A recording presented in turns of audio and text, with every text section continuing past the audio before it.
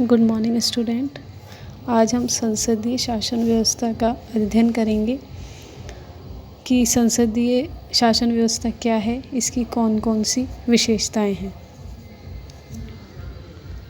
सरकार के 3 अंग होते हैं, व्यवस्थापिका, कार्यपालिका और न्यायपालिका।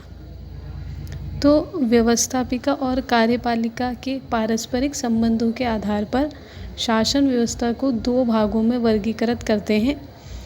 पहला संसदीय शासन व्यवस्था और दूसरी अध्यक्षात्मक शासन व्यवस्था। संसदीय शासन व्यवस्था जो कि ब्रिटेन और भारत में है, जबकि अमेरिका में अध्यक्षात्मक व्यवस्था है। संसदीय शासन व्यवस्था में व्यवस्थापिका और कार्यपालिका परस्पर संबंधित होती है। कार्यपालिका व्यवस्थापिका के प्रति उत्तरदायी होती है, जबकि जो अध्यक्षात्मक शासन व्यवस्था होती है उसमें कार्यपालिका और व्यवस्थापिका पृथक पृथक होते हैं।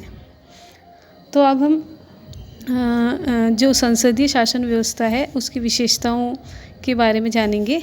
तो पहली विशेषता ये है कि जो संसदीय शासन व्यवस्था होती है उसमें नाम मात्र की कार्यपालिका और वास्तविक कार्यपालिका में अंतर होता है।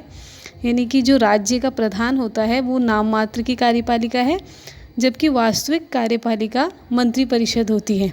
राज्य का प्रधान मीन्स भारत में राष्ट्रपति और ब्रिटेन में राजा।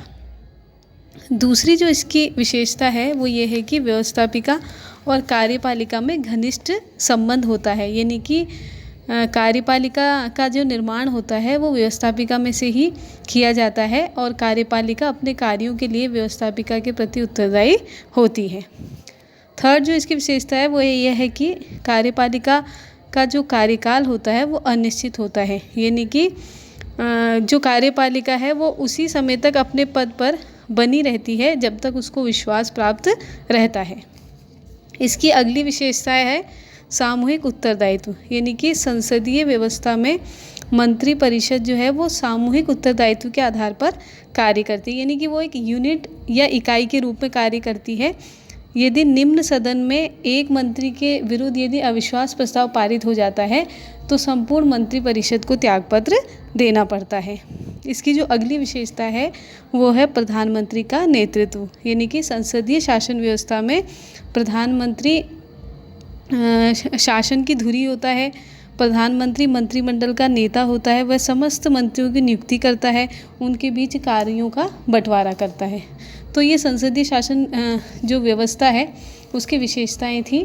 संसदीय शासन व्यवस्था को हम भारत के संदर्भ में समझ सकते हैं, जैसे कि भारत में जो संसदीय शासन व्यवस्था है वो ब्रिटेन से ली गई है। तो संसदीय शासन व्यवस्था में जो भारत का राष्ट्रपति होता है वो नाम मात्र का शासक होता है, वास्तविक रूप से उन शक्तियों का उपयोग मंत्रिपरिषद करती है।